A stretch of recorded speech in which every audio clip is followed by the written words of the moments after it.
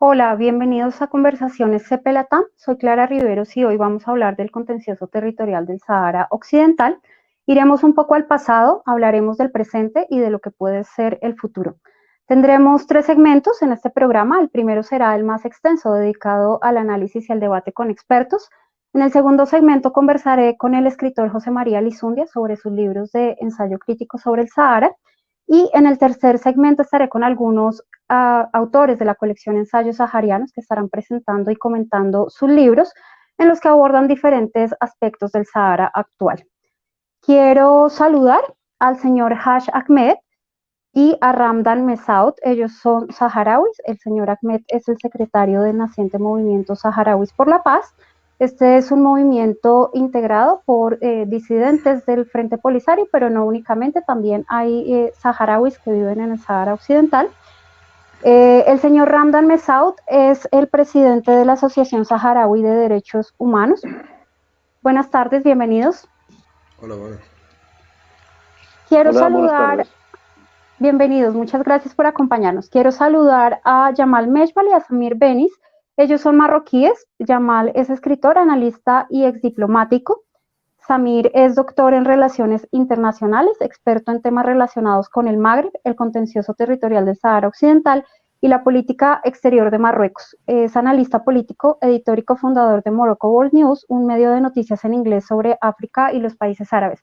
Bienvenidos, Samir, buenas tardes. Buenos días, Clara, y gracias por la invitación. Yamal, bienvenido, buenas tardes. Buenas tardes, gracias por invitarme. Muchas gracias por acompañarnos. Quiero saludar a nuestros invitados españoles, Pedro Canales e Ignacio Ortiz. Pedro es escritor, analista y periodista especializado en terrorismo yihadista. Ignacio es politólogo, analista en medios españoles y vicepresidente de la ONG Fórum Canario Saharaui. Bienvenidos, buenas tardes. Ignacio, gracias por acompañarnos. Hola, buenas tardes, muchas gracias por la invitación. Señor Canales, bienvenido. Muchas gracias por acompañarnos. Gracias por la invitación. Pues vamos a empezar, vamos a ir a nuestro primer bloque y me voy a quedar con el señor Pedro Canales para preguntarle o para pedirle que por favor le explique a nuestra audiencia. Este es un programa para públicos principalmente latinoamericanos, que nos ayude a entender por qué la prolongación en el tiempo de esta controversia territorial y cuál ha sido el papel de las Naciones Unidas y del Consejo de Seguridad en este contencioso. Sí, bueno, yo he escrito la intervención, conocía la pregunta, porque creo que va a facilitar el entendimiento y, en todo caso, el debate si es necesario. En primer lugar, hay que tener en cuenta que el del Sahara Occidental no es el conflicto más viejo al que tenemos que hacer frente actualmente. El de Cachemira tiene 3/4 de siglo, lo mismo que el conflicto entre Palestina e Israel y el conflicto también de Taiwán. Son conflictos nacidos después de la Segunda Guerra Mundial y, en cierto modo, heredados de la misma. Ninguno ha sido resuelto hasta el momento. Las disputas territoriales, por llamarlas de este modo, tienen muchas facetas, históricas, culturales, lingüísticas, religiosas. Estas últimas tienen un gran peso.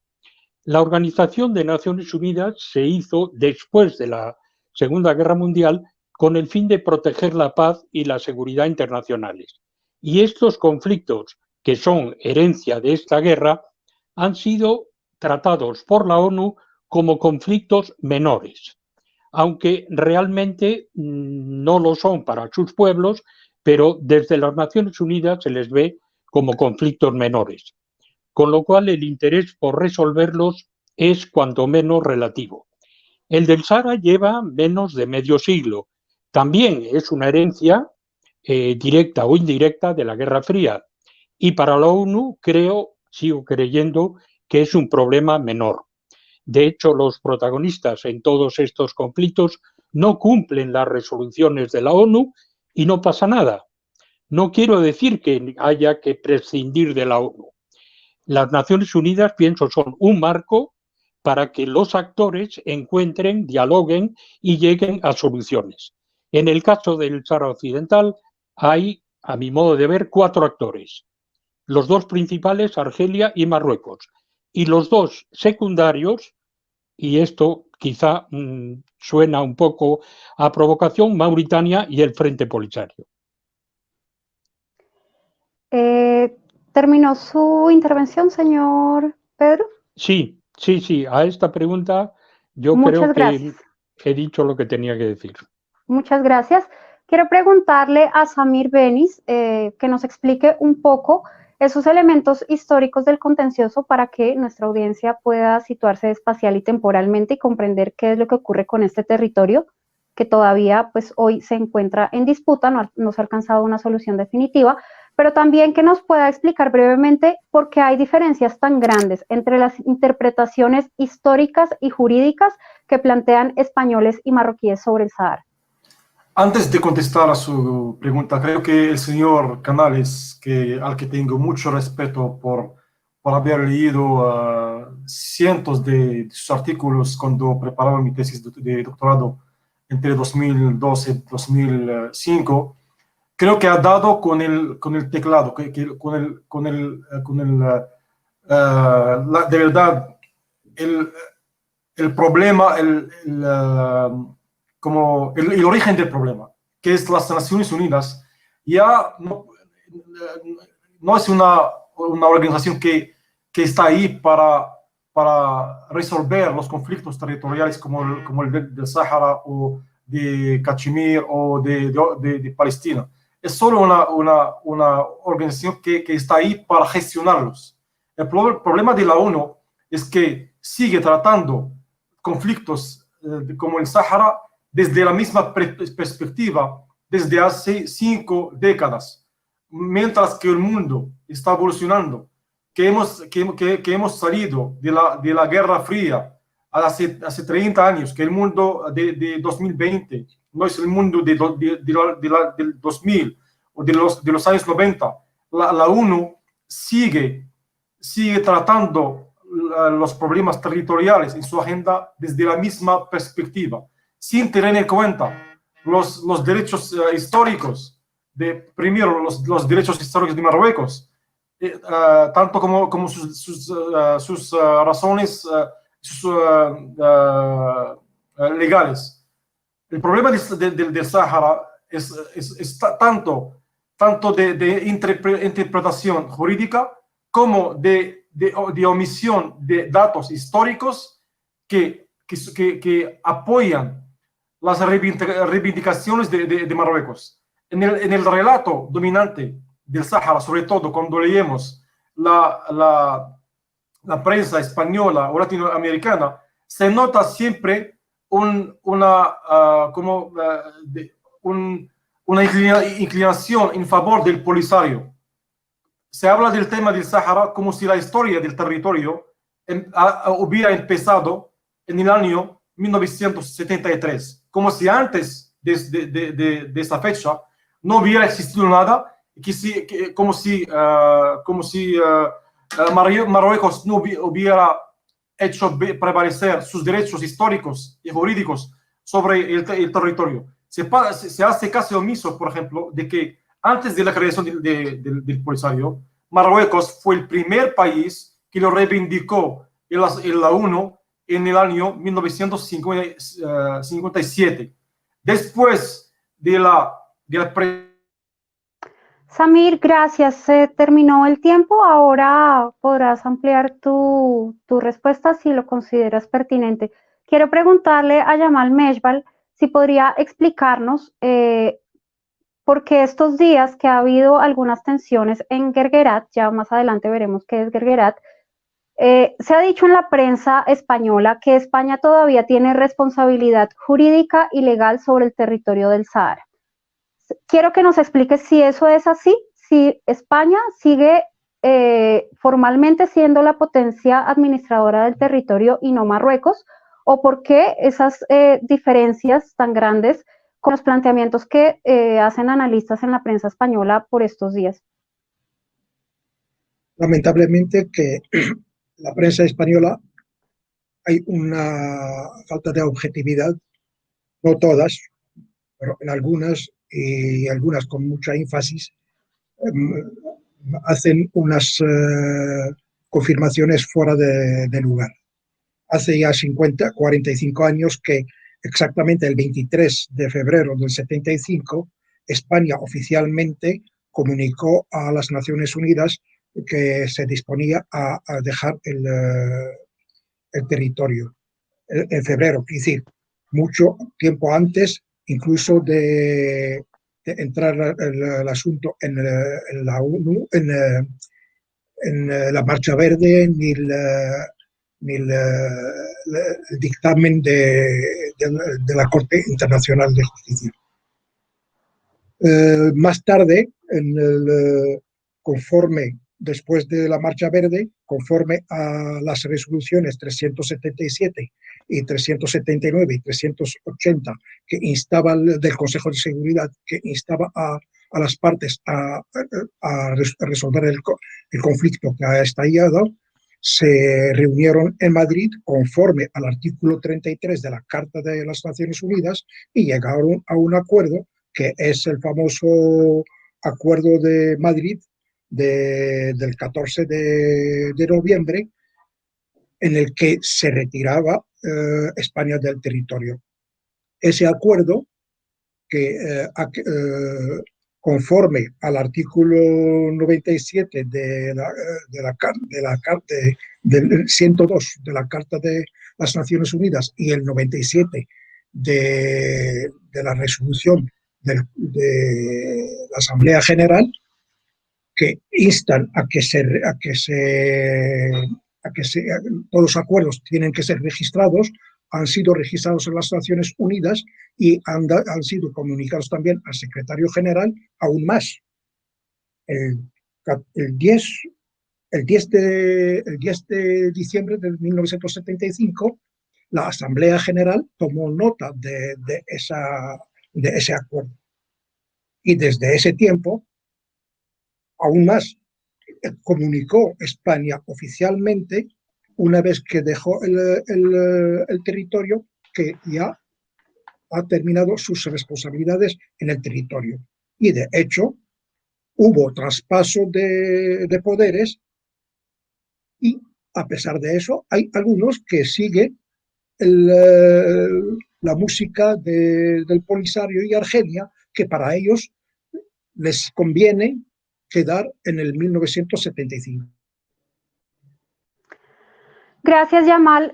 Saqué una información textual de Naciones Unidas que dice: el 26 de febrero de 1976, España informó al secretario general de que con esa fecha el gobierno español daba término definitivamente a su presencia en el territorio del Sahara. Es decir, que España se consideraba desligada en lo sucesivo de toda responsabilidad de carácter internacional con relación a la administración de dicho territorio al cesar su participación en la administración temporal que se había establecido para el mismo. Quiero dar paso al señor Haj Ahmed.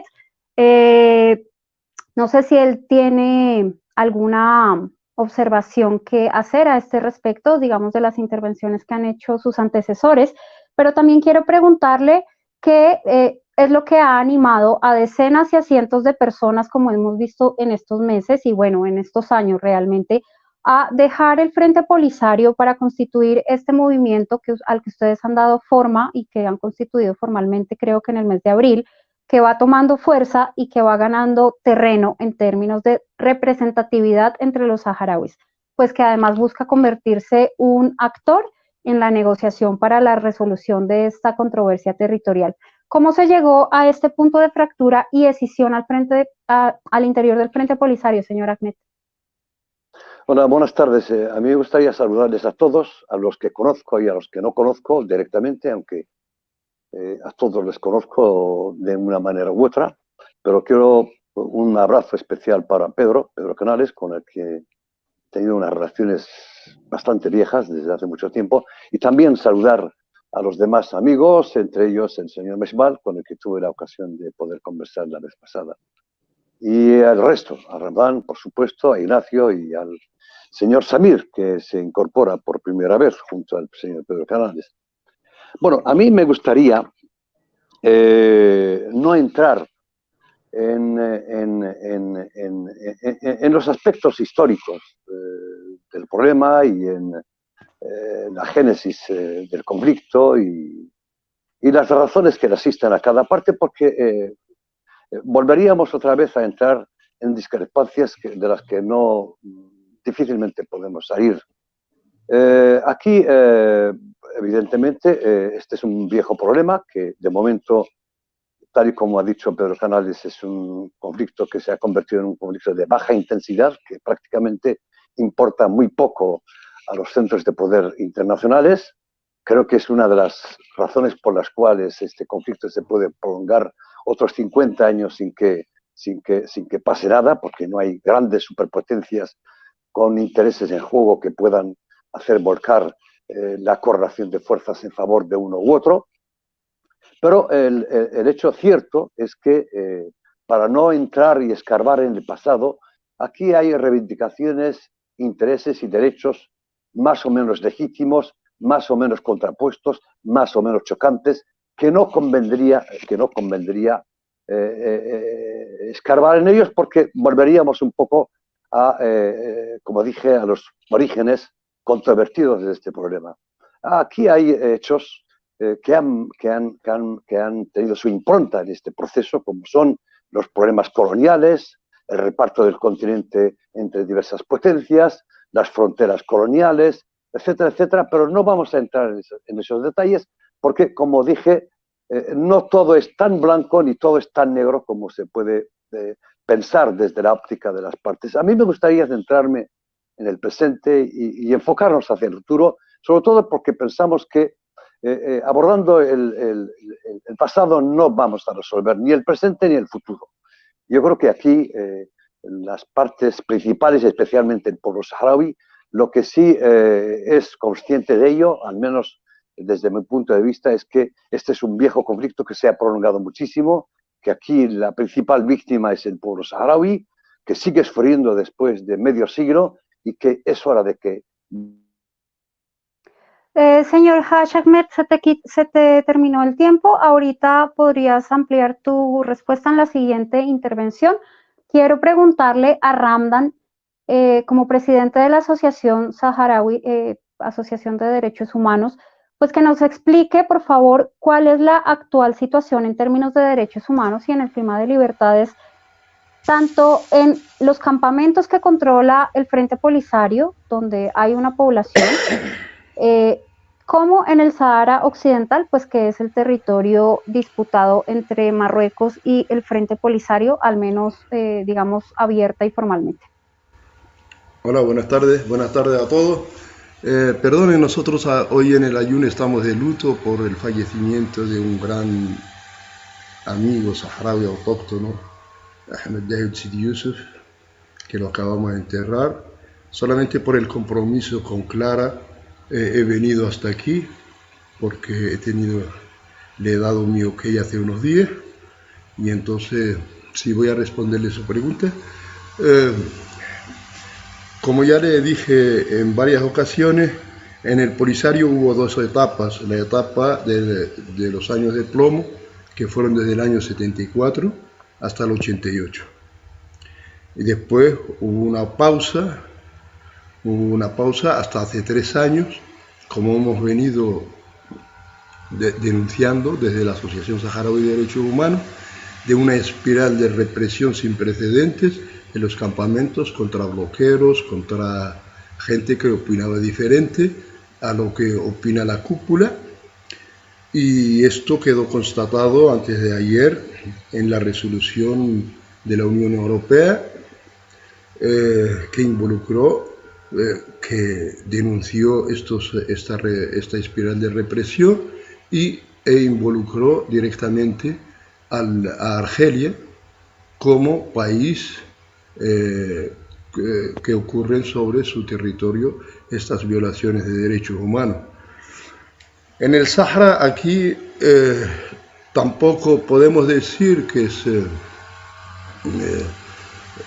que no hay abuso de derechos humanos, pero lo que sí podemos decir y podemos asegurar es que por lo menos está la vía judicial, hay ONGs de derechos humanos que denuncian cualquier abuso, hasta ONGs que son favorables a la autodeterminación, que están legalizadas por el Ministerio del Interior marroquí, como es la SDVH, etc. Y que se vive, ya le dije que no es un paraíso, pero no se puede comparar a lo que están viviendo nuestros vecinos o países vecinos, o en el mismo seno del Frente Polisario, donde sí que hay una espiral de violencia, sobre todo desde que empezó la pandemia, ahora con la alerta esta de lo del alto el fuego, de la paralización del alto el fuego por parte de la cúpula del Frente Polisario. Entonces hay otra espiral de represión y de contra la salida de información, como es. Muchas gracias, Ramdan, y te agradezco de verdad por estar aquí acompañándonos hoy. Lamento tu pérdida, sé que no es un momento fácil, así que valoro mucho más el esfuerzo que haces de estar aquí. Quiero preguntarle a Ignacio, porque él hace unos meses hizo una cronología histórica de la descomposición del Frente Polisario, y es que parecería que el Polisario ha agotado sus posibilidades desde hace varios años, pero ayúdanos a entender un poco cómo se llegó a ese punto de ocaso o deriva de ese movimiento. Bueno, ante todo, un afectuoso saludo a todos. Por acotar un poquito más, dejando de lado cuestiones que vienen de más atrás, como los casos de corrupción y la cuestión de los derechos humanos en los campamentos, que sin duda erosionan la confianza de la población en sus líderes. Más recientemente son varios los factores que llevan al Polisario a tomar este tipo de decisiones, como en la que ahora estamos envueltos en la cuestión de la guerra o de la declaración de guerra. Como factores internos tenemos la creciente presión de los jóvenes sobre la cúpula del Polisario, donde apenas ha habido recambio generacional y donde el Polisario vive en una permanente gerontocracia. No hay que olvidar que uno de los requisitos para ser secretario general es haber participado en acciones de guerra. Si tenemos en cuenta que el alto al fuego se llevó a cabo en 1991, pues se pueden imaginar lo pequeño que es el círculo de posibles candidatos y qué edades pueden llegar a tener. Por otro lado, la gran discusión que ahora mismo se plantea sobre su liderazgo, el Polisario se ha quedado un poco dormido en los laureles, olvidando que en política, por mucho régimen de partido único que presida, la legitimidad y la representatividad no es eterna. Y que estas con el tiempo pues acaban desgastando y deteriorando si no se consiguen solucionar los problemas un poco de razón de ser de tu existencia, ¿no? Y hablamos nada menos que de 45 años. Aquí es un poco donde surge la figura del nuevo movimiento Saharauis por la Paz, que bueno, estando aquí Hatch, no hace falta que yo hable yo mucho de él, en la búsqueda de una tercera vía a través de los acuerdos y el diálogo. Y por último está, bueno, la cuestión de la apertura de delegaciones diplomáticas más recientemente en el Sáhara, en ciudades como el Ayuno de Afla. Bueno, era de sobra conocido el residual reconocimiento internacional hacia la RAF, donde entre otros no figura ningún país de la Unión Europea ni esta última como entidad, por ejemplo. Reconocimientos, bueno, algunos de los cuales ya que van desapareciendo con el paso de los años. Creo que ahora son ya, si no me equivoco, 15 países con consulado en el Sáhara. Al principio con una importancia más residual en el tablero internacional, pero últimamente con la adhesión de Emiratos y Jordania y creo que más recientemente Bahrein, parece que el éxito de esta estrategia va en aumento. Yo creo que estas, entre otras, son las cuestiones que han llevado un poco al Polisario al límite y en detrimento de otras opciones iniciar una presunta, y recalco presunta, aventura bélica que podría resultar catastrófica para su población, principalmente por el desequilibrio entre ambos ejércitos. Yo creo que, bueno, la sensación que se transmite y por la que probablemente hayamos llegado a esto es que el Polisario está perdido y sobrepasado, con un liderazgo agotado y falto de soluciones más allá de las ya sabidas y negándose permanentemente a explorar otras vías alternativas para solucionar este contencioso. Muchas gracias, Ignacio. Y quiero que pasemos al presente para hablar de lo que ha pasado en Guerguerat en estas últimas semanas. Recordemos que ese es un puesto fronterizo que conecta el Sahara Occidental con Mauritania, con lo cual es evidente que este diferendo territorial tiene efectos de derrame sobre toda la región del norte de África. Quiero preguntarle al señor Canales, ¿qué que nos explique un poco, por favor, qué es Guerguerat y por qué ha dado tanto de qué hablar en estas semanas, al menos a quienes nos interesamos en esta zona del mundo, que no ha dejado de todas formas indiferente a Europa, ni a África, ni a los países árabes. Hemos visto pronunciamientos de diferentes países sobre los eventos que han tenido lugar en Guerguerat. Y pues, ¿cuál es su análisis de estos eventos y de sus implicaciones para el proceso?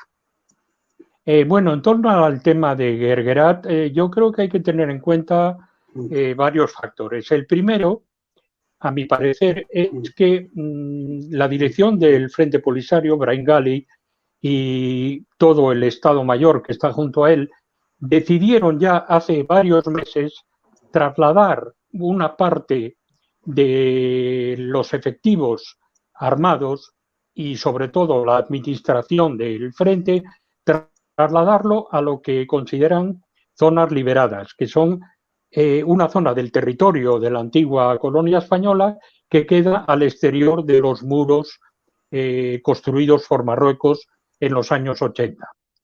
A Mazbés, Bir Laghdud y Fariti en particular. Y esta decisión yo creo que tiene que ver con que el Frente Polisario no se encontraba muy a gusto en Tinduf. ¿Por qué? Porque, entre otras cosas, de alguna manera había recibido informaciones, sugerencias, ideas por parte de Argelia, del gobierno argelino, de que necesitaba liberar la zona de Tinduf para explotar los famosos yacimientos de Gara-Yebilet y poderlos exportar hacia el norte, al Mediterráneo, o bien vía el tren mineralero mauritano hacia el Atlántico. Argelia realmente tiene necesidad de explotar esos yacimientos, porque el tema del petróleo, de los hidrocarburos, la dependencia con los hidrocarburos es muy grande y a corto y medio plazo, sobre todo, era necesario desarrollar otras fuentes de exportación. ¿Qué ocurriría entonces con el Frente Polisario? Instalándose en esta zona de los territorios que considera liberados, además ofrece a la comunidad internacional y en particular a los países que le apoyan la imagen de que el Polisario dispone de un país que controla o de una parte de un país que lo controla, con lo cual justifica la constitución de la República Saharaui y su actitud actual. Hasta el momento, atrincherado en Tinduf, no poseía esta carta en su mano, que es la de mostrar un país a nivel internacional que al menos tiene una cierta visibilidad. En cuanto a lo que ha ocurrido en Guerguerat, que no se lo esperaba, desde luego Argelia no se lo esperaba, los saharauis tampoco, Mauritania creo que tampoco, el envío de una fuerza militar marroquí para restablecer la comunicación vía terrestre con el sur, con Mauritania y con África Occidental, provocó esta reacción del Frente Polisario de volver.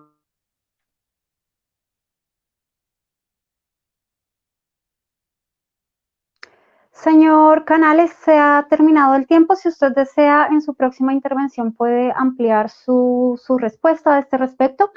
Quiero preguntarle a Samir cuáles son esos mitos del Polisario y qué lectura tiene de los hechos acaecidos en Guerguerat y de sus consecuencias para el proceso. Bueno, primero, señora Clara, creo que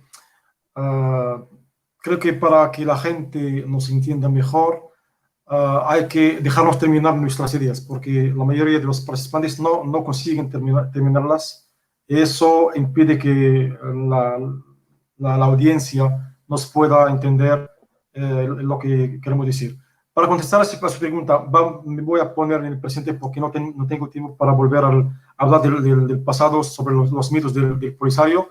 Quisiera solo subrayar que las acciones que el Polisario ha tomado últimamente en la región del Guerguerat han estado en flagrante violación de las resoluciones del Consejo de Seguridad, sobre todo la resolución 2414 y 2440 del 2018, en las que el Consejo de Seguridad instaba al Polisario a no tomar ninguna acción que pueda poner la estabilidad de la región en entredicho o que pueda tratar de alterar el status quo.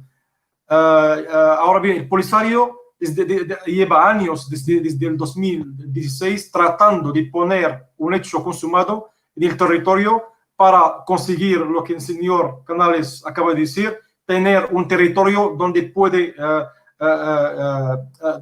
reivindicar su legitimidad como Estado. El problema de lo que ocurrió en el Kelgueres es el resultado de la dejadez y la negligencia tanto del Consejo de Seguridad como de la ONU. Marruecos lleva años llevando a la ONU a intervenir para mantener la paz en la región. El problema es que la ONU prefirió hacer caso omiso y dejar la situación así. Esa no es la primera vez que el Polisario ha tratado de alterar el status quo. El año pasado, por ejemplo, en diciembre del año pasado, organizó el 15º Congreso del Polisario en la región de Ciferici. Esa acción estaba en clara violación de las resoluciones del Consejo de Seguridad. Ante esta situación, Marruecos no tuvo otra opción que intervenir para impedir que el Polisario impusiera sus leyes y alterara el status quo. Como resultado, de ahí en adelante, creo que el Polisario... Gracias, Amir. Pues previamente se le informó a todos los participantes en este programa cuál era la dinámica y cuál era el tiempo que tendrían para cada intervención. Me encantaría que pudiera ser un tiempo indefinido, pero nos tomaría horas y yo debo avanzar con el programa. Ignacio, háblanos por favor de cuál es esa guerra imaginaria que se libra en las redes sociales desde hace unas semanas. ¿Escribiste algo hace unos días a este respecto?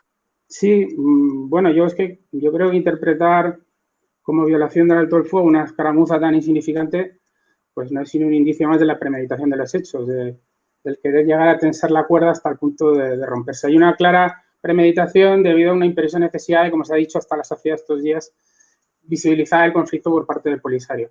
En este caso, en su versión más extrema, como es el caso de una declaración de guerra. Pero claro, yo me pregunto, ¿dónde está la guerra? La guerra está de momento en las redes sociales y poco más. No se ha visto ni difundido documento audiovisual realizado sobre el terreno de esta presunta guerra, cuando normalmente cualquier conflicto bélico desde los tiempos de la guerra de Vietnam tiene su cobertura mediática, incluso pues, a la pandemia, ¿no?, que vivimos ahora, pues, fuera reporteros, crónicas, etcétera. Pero bueno, por lo menos como mínimo las que pudieran difundirse desde los canales oficiales del Polisario, pero es que ni eso. Entonces, bueno, son partes de guerra difundidos por sus medios oficiales, redes sociales, etcétera, donde lógicamente, según ellos, efectúan numerosos bombardeos y van ganando pues, la supuesta guerra por aplastamiento. Partes de guerra que, por cierto, casi no se distinguen de un día para otro. Son prácticamente idénticos. Bombardeo aquí, bombardeo allí, no sé, cuanto menos sospechoso. En donde algo, el que algo aparente ser verdad sea más importante que la propia verdad. En esta, yo creo, distorsión deliberada de la realidad, buscando apelar a las emociones. Aquí lo que se ha visto es mucho ruido en las redes sociales y poco más por usuarios afines al Polisario, donde se han difundido fotos y vídeos de otras épocas o conflictos haciéndolos pasar por el actual, con textos sospechosos acompañadas de, bueno, en fin, los típicos bulos o noticias falsas que cada día circulan, ¿no?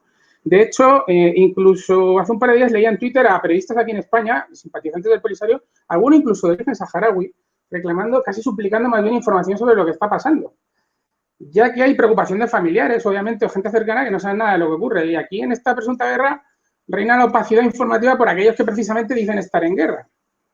De momento la guerra es sobre todo de propaganda. De momento yo lo que veo más es bueno, mientras los saharauis publican partes de guerra, denuncian ataques con bajas en las filas enemigas, bueno, Marruecos habla de provocaciones. Evidentemente esta escalada por parte del Polisario es un intento desesperado por descongelar el conflicto. Y el motivo está claro, busca que la tensión escale, que Marruecos ante las provocaciones ajenas cometa un error y hay alguna tragedia que haga que la comunidad internacional deba intervenir de alguna manera. Yo creo que desde el Polisario se piensa en esa clave. Y aunque, como antes decía, en este caso la cuestión está solo en las redes y la secuencia para mí del hecho está clara. Primero se provoca el enfrentamiento en Guerguerat, luego se sacude el avispero de las redes, se hace creer a tus afines la veracidad de la escalada bélica sin aportar pruebas y así sales de la invisibilidad internacional a base de mentiras o medios verdaderos. Pero ¿qué ocurre? Que pones en riesgo la paz y la estabilidad en esa zona, concretamente en esa zona vital para el comercio exterior. Gracias, Ignacio. Y quiero preguntarle a Ramdan, que él está en el Sahara, si él ha visto que se libre alguna guerra en el Sahara como plantea el Polisario, cuál ha sido la situación en el territorio estas semanas y pues luego de que Marruecos decidiera poner fin al bloqueo que había en la zona de Guerguerat. Pues nada, nosotros desde el territorio mostramos nuestra satisfacción por la apertura de la frontera sin que tener que lamentar vidas humanas, que quizás es lo que se pretendía, lamentar pérdidas humanas entre civiles, y que eso no ha ocurrido, gracias a Dios. También sobre la guerra nosotros no la vivimos, no la vivimos, sino vivimos solamente lo que hay bandos del Frente Polisario, que quizás sea una guerra por ahora imaginaria, y esperemos que sea solo eso, y que no sea un suicidio colectivo que vaya a pasar. A la vez nosotros desde nuestra asociación hemos condenado la movilización de cientos o miles de jóvenes saharauis que desde que el Polisario rompió el acuerdo del alto el fuego está movilizando tanto en España como en Francia como en los mismos campamentos para ir a una guerra y para nosotros la declaración del Polisario el día 13 de noviembre es una declaración de guerra no solo a Marruecos sino a la comunidad internacional, y nosotros desde aquí, desde el Sahara, abogamos por la paz, por que haya un acuerdo, por que haya una solución definitiva, sin tener que lamentar más vidas humanas. Y esos jóvenes, te digo, como persona que ha participado en la guerra durante 15 años, esos jóvenes no saben lo que es la guerra, que desgraciadamente hay que lamentar muchas vidas, y por eso nosotros abogamos por la paz y por una solución pacífica, duradera y maximalista para las aspiraciones del pueblo saharaui. Ramdan, muchas gracias. Quiero preguntarle al señor Haj Ahmed cómo analiza él la estrategia militar y política del Frente Polisario tras su anuncio de poner fin al alto el fuego y de volver a la guerra. ¿Cuál es su lectura sobre estos anuncios de esta semana reciente, señor Haj? Bueno, yo me gustaría sumarme a la opinión de Samir, que no se agotan los temas y al final se queda todo colgado en el aire. En cuanto a esta cuestión, bueno, nosotros como movimiento ya hemos manifestado nuestra postura, rechazando pues el retorno a los enfrentamientos y exigiendo el respeto del alto el fuego. Yo, en el fondo, considero que el Polisario ha cometido un error. Ha tratado por una operación de carácter táctico, pues ha hecho un error que le ha perdido posiciones estratégicas. En cuanto al enfrentamiento en sí, la dimensión del conflicto en la actualidad, yo creo que no va a ir más allá de lo que es una simple tormenta en un vaso de agua, porque no creo que hay condiciones para una vuelta a los enfrentamientos. La región no va a soportar un nuevo foco de tensión, con una frontera ardiendo en Libia, con los problemas que hay en el Sahel, y por tanto, ni siquiera los propios países importantes, influyentes en este problema, como son Marruecos y Argelia, lo van a permitir. Por tanto, yo no espero una mayor, es decir, que yo no espero un incremento en los tambores de la guerra. Creo que el hecho de que con todo lo que está anunciando respecto a hostigamientos y eso, el hecho de que los cascos azules sigan estando ahí y que no se haya movido ninguno de ellos, es una prueba efectivamente de que estamos asistiendo a una tormenta en un vaso de agua. Señor Ahmed, muchas gracias, le sobró tiempo incluso. Vamos a ir con Jamal Meshbal para hablar un poco de estos hechos que han tenido lugar en Guerguerat. ¿Cuál es su lectura? Si tendrá repercusiones para Marruecos, repercusiones negativas, o si se verá afectado en alguna medida el proceso. ¿Las Naciones Unidas han servido de algo en esta situación? ¿Cuál es tu impresión, Yamal? Primero, suscribo la intervención de mi amigo Pedro Canales, como la de Bernice, que le felicito por su excelente artículo que publicó hace 2 días en Express, como la del Haj Ahmed, que en el fondo todos coinciden, y añadir que también hay que tratar el tema en una visión geoestratégica, en el sentido que Marruecos, que es país que forma parte de la MENA, Magreb, Oriente Medio, también ha solicitado su inscripción en el CEDEAO, que es África Occidental, y es un país que tiene una situación privilegiada con la Unión Europea y, por lo tanto, tiene una política desde unos años de entrar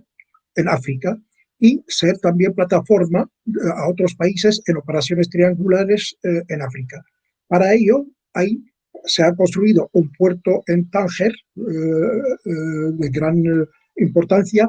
Hay infraestructuras excelentes para esta misión, como también promocionando el Sáhara y construir el puerto de Dakhla para crear dentro del Sáhara un núcleo y plataforma de cooperación interregional con el norte de Mauritania y Canarias. Y al mismo tiempo, empresas, entrar, por ejemplo, tendido eléctrico a África. Hay un proyecto de gas desde Nigeria hasta Europa, pasando por Marruecos, que a su paso electrificaría muchos países en una visión global de economía de grandes espacios. Tenemos enfrente otra política, la de Argelia, de crear pequeños estados y obsesionada de tener una salida al mar. Dentro de esa táctica de salir al mar, quiere esos 5 kilómetros como tierra del Polisario para que ella y también el Polisario salir al mar, y ella porque tendría el acceso al Atlántico, y el Polisario también volver a posicionarse en caso que sea necesario volver a la piratería y al terrorismo que se había cometido contra los barcos de pesca de Canarias. Yamal, muchas gracias por tu análisis. Vamos a pasar a nuestra última ronda de preguntas y de intervenciones. Aquí tienen la posibilidad o bien de hacer una réplica a alguna de las intervenciones que hayan hecho pues, sus compañeros, o si quieren ampliar alguna de las respuestas que quedó a medio camino porque no fue suficiente el tiempo que tenían, o si quieren responder y hacer un poco de futurología, qué vamos a ver y qué podemos esperar de cara al futuro próximo en relación con el contencioso territorial. Ignacio, quiero empezar contigo. Ahora te escuchamos. Ahora, que bueno, yo voy a hacer un poco de futurología. Bueno, es evidente que con estas acciones el Polisario, han dicho antes los otros intervinientes de manera muy acertada, el Polisario ha perdido una de las pocas bazas tácticas que le quedaban con esto del Guerguerat. Ahora ha visto cómo se le cierra el paso en esa zona y por consiguiente un acceso o salida al mar, por ejemplo. Por otra parte, las resoluciones del Consejo de Seguridad de la ONU se suceden año tras año pues, con leves diferencias, pero con un sesgo cada vez más favorable a una solución acordada. Ya no se habla de referéndum, sino de una solución mutuamente aceptable. La comunidad internacional, yo creo que si me apuras incluso hasta la ONU, ha concluido que las posiciones de Marruecos y el Polisario son irreconciliables, por así decirlo.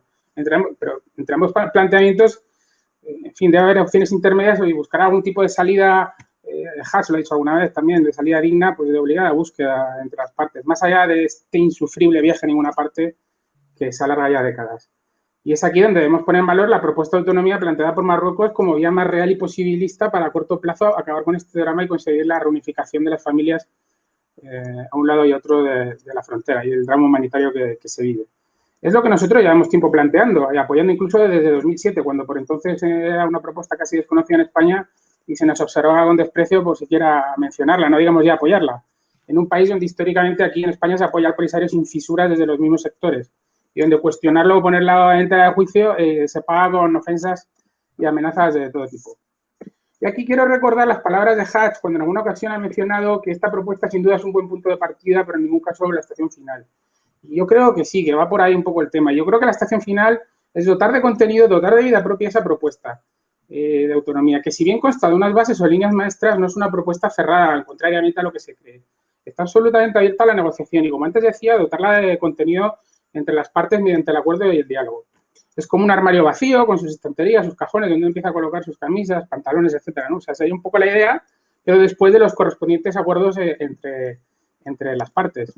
Y hace unos días escuchaba a un conocido periodista versado en esta cuestión decir que aquí en España que la autonomía no tenía credibilidad porque había presos políticos, que no había libertad de prensa, etcétera. Bueno, yo, sin embargo, creo que cuando quienes tengan que hacerlo, el Polisario, por ejemplo, se vengan a negociar esta propuesta, se podrán incluir todas estas y muchas otras cuestiones en un mismo pack y negociarlas. Y estoy seguro que si se dan pasos en ese sentido, veremos gestos y acercamientos entre las partes.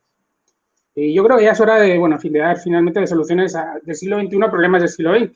De ceder, de intentar llegar a acuerdos, de aparcar diferencias, porque, oye, miles de personas que malviven en los campamentos yo creo que así lo merecen. Por lo menos para que no pasen otros 50 años más, ¿no? Muchas gracias, Ignacio, por tus análisis y tus reflexiones sobre este tema que nos interesa y que algunos seguimos desde hace varios años. Y yo también escuché la intervención de ese destacado analista. A él se le olvidó también hablar de la cuestión de derechos humanos en Tinduf. No es un paraíso. Para mí está bien que se hable de las situaciones de derechos humanos y de libertades que deben mejorar sin ninguna duda en Marruecos, pero tengamos también equilibrio e informemos un poco de qué pasa al lado y lado, ¿no? Quiero ir con Ramdan para su última intervención, que nos quiere comentar, si quiere aproximar una respuesta a lo que vamos a ver de cara al futuro próximo, o si quiere ampliar o hacer alguna réplica respecto a alguna de las intervenciones. Bueno, yo en primer lugar quería subrayar que el Polisario, en lo referente al Guerguerat, no puede evacuar a núcleos de población, a ningún núcleo de la población refugiada, desde los campamentos hasta el Guerguerat, sin el beneplácito de los argelinos, de Argelia. Y desde mi humilde entender, el problema del Guerguerat es un intento de la cúpula del Frente Polisario para acabar con la anarquía que impera en los campamentos, así como la falta de confianza de la población de estos campamentos en esta cúpula caduca, que ya es caduca, y también salpicada en muchos casos por la corrupción.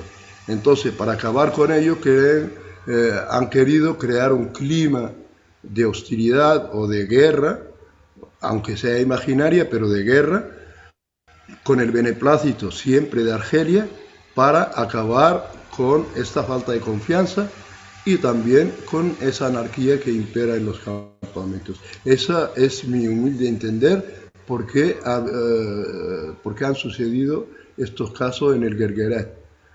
Y recalcar de nuevo que el Polisario no puede mover ese núcleo de civiles hasta el Guerguerat o hasta Charity sin el beneplácito de Argelia. Ramdan, muchas gracias por acompañarnos, por tus observaciones. Es una opinión muy valiosa en la medida que tú estás en el Sahara Occidental y nos puedes contar de primera mano qué es lo que efectivamente ocurre en este territorio. Te agradezco mucho y más en un día difícil como este. Quiero preguntarle, señor Pedro Canales, si desea responder la pregunta que he planteado para esta ronda de preguntas o si desea hacer alguna réplica a alguna de las intervenciones o ampliar alguna de sus respuestas si no tuvo tiempo suficiente. Bueno, a mí me parece que todas las intervenciones han sido muy acertadas, muy juiciosas, llenas de ideas que es necesario continuar profundizando. Y aprovecho para saludarlos a todos los ponentes, a viejos amigos como el Has Ahmed y al mismo tiempo dar una idea, que es que yo veo dos escenarios posibles. El escenario mejor, el positivo, el bueno, sería que las partes en conflicto se reúnan en torno a una mesa, que se entierren el hacha de guerra y en vez de fumar la pipa de la paz, que se tomen un té, que es mucho más apropiado para esta región. Es posible esa solución. Hay muchos problemas por resolver. Está el problema de cuál sería el futuro del Polisario como movimiento, cuál sería el futuro de los militares del Polisario, los hombres que están armados y que llevan años entrenándose, practicando, viviendo como hombres de armas. También cuál es el futuro de la distribución de las riquezas naturales del Sahara, la gestión de estas riquezas para que redunde en beneficio de la población. Y hay muchísimos problemas que es necesario poner en la mesa y discutir tranquilamente. Pero pienso que la solución es posible. El otro escenario es el escenario malo.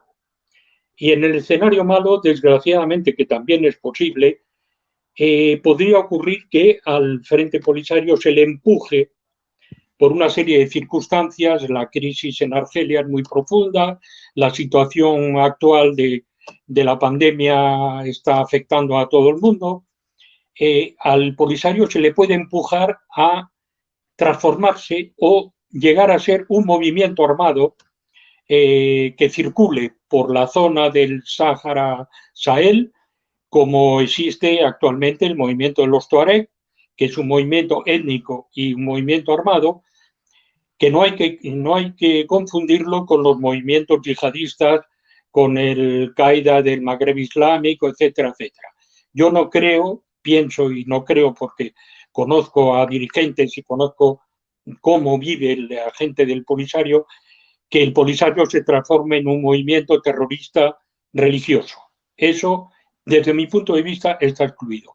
Pero sí que sea un movimiento armado que se le haya empujado a salir del marco posible de la solución y que termine separándose de la tutela de Argelia y de las negociaciones con Marruecos y que circule por el Sahel. Eso sería un problema bastante serio para Marruecos, pero sería un problema.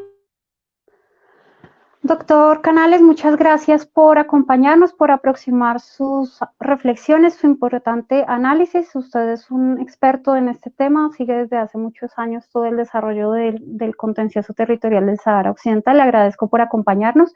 Quiero dar paso a Yamal Meshbal para que haga su última intervención. Yo creo que el problema está en Argelia. Desde que hubo el asalto a la legitimidad en 1962, cuando hubo la independencia de Argelia y el ejército asaltó el poder, desde ese momento, tanto el pueblo argelino como todos los pueblos del Magreb han sido a la merced de un régimen que es de tiranía militar populista.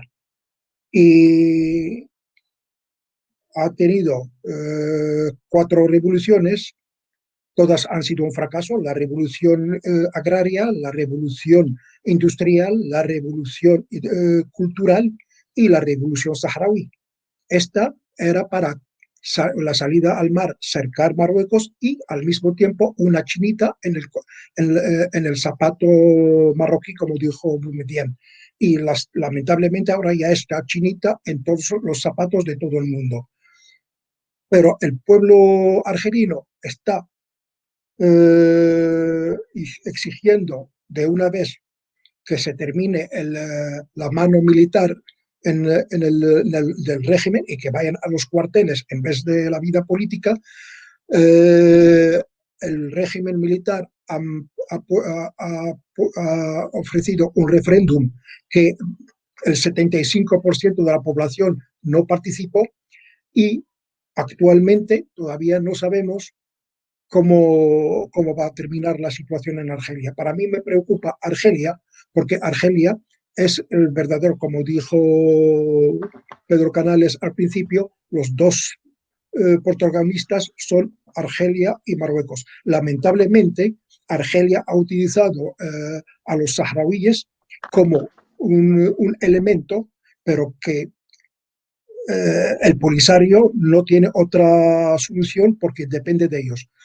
Dicho esto, eso no quiere decir que otros movimientos saharauíes tomen distancia, como se está llevando a cabo, para aislarlos y ir en lo que es la lógica mundial de grandes espacios económicos, eliminar fronteras en vez de construir fronteras en los desiertos.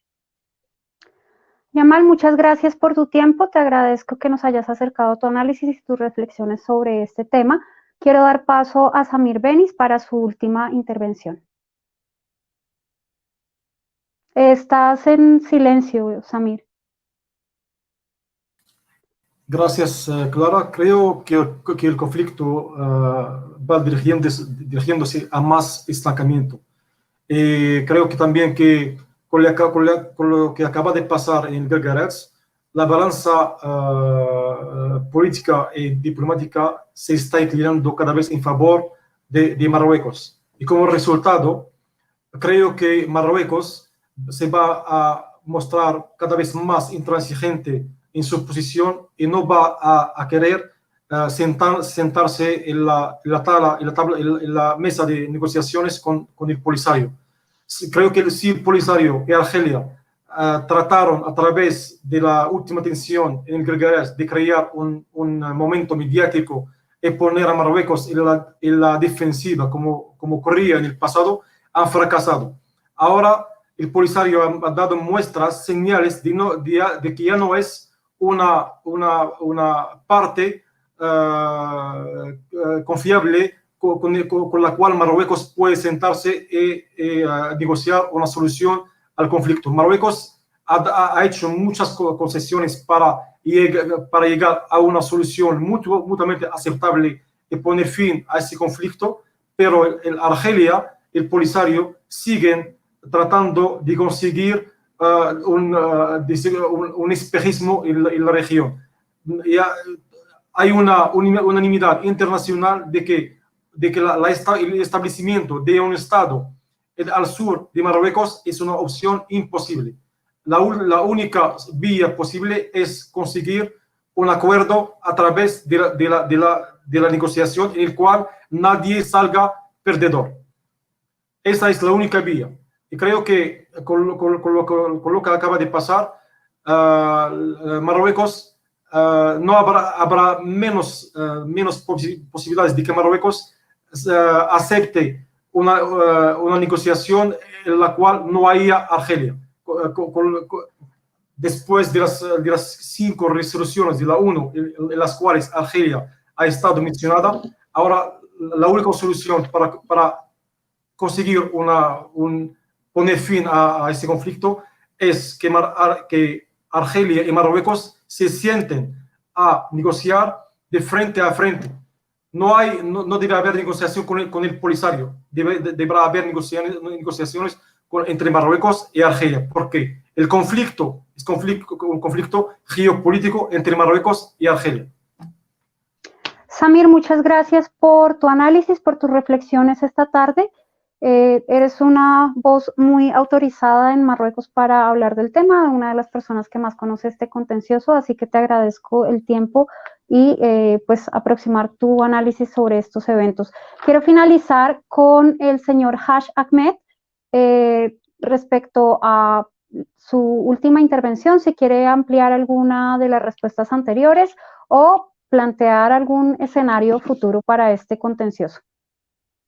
Bueno, muchas gracias. Yo, para no perder segundos y minutos, me gustaría centrarme en las partes, en los aspectos positivos de todas las intervenciones. Evidentemente, asumo y subrayo como mía toda la intervención de Ignacio como propuesta de futuro.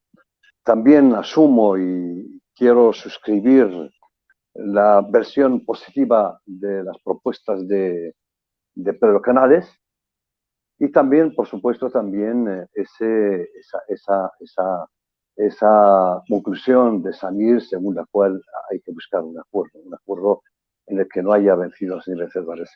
Yo creo que el contexto es favorable para esa solución si realmente existe la voluntad de encontrar la solución. Con vilipendiar permanentemente a Argelia y al Polisario, despotricar de ellos, esto no va a llevar a ninguna parte, y creo que eso, pues llevamos ya 50 años en ello.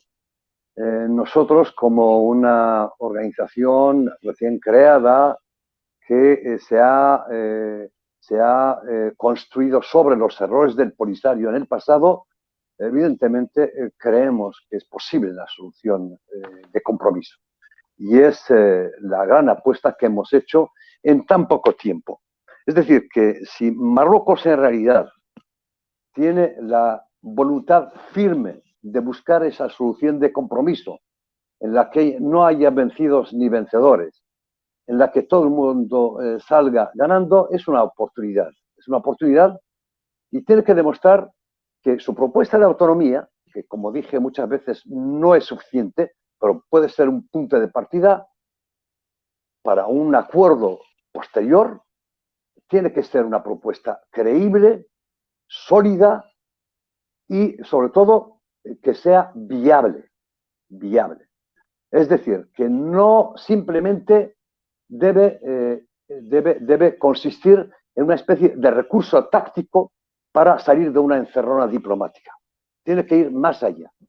Y, por supuesto, nosotros como movimiento disidente o opositor, o al menos que está dispuesto a buscar otra vía, una tercera vía, que encuentre un punto de convergencia entre los intereses y los derechos en pugna, yo creo que es una oportunidad que no se debe desaprovechar y, sobre todo, simplemente no hay que concebirlo como un elemento positivo que indique que el Polisario está agotado y tiene problemas internos. Porque si no se aprovecha esto, el Polisario tendrá la capacidad de resucitar. Y Argelia no es fácil derrotarla militarmente. Es decir, que esperar una capitulación pura y simple de estas dos partes va a ser esperar. Señor Ahmed, muchísimas gracias por acompañarnos en este programa. Lamentablemente se nos ha terminado el tiempo. Esperamos tener otra ocasión para aproximar más elementos y lecturas sobre este contencioso. Quiero agradecerle a todos nuestros invitados por acompañarnos esta tarde y por acercar sus miradas y reflexiones sobre este contencioso territorial del Sahara Occidental. Vamos a pasar a nuestro siguiente bloque, donde voy a conversar con el escritor José María Lizundia unos minutos, quien se ha dedicado a la deconstrucción del relato del Frente Polisario en sus libros de ensayo crítico. Veamos de qué se trata.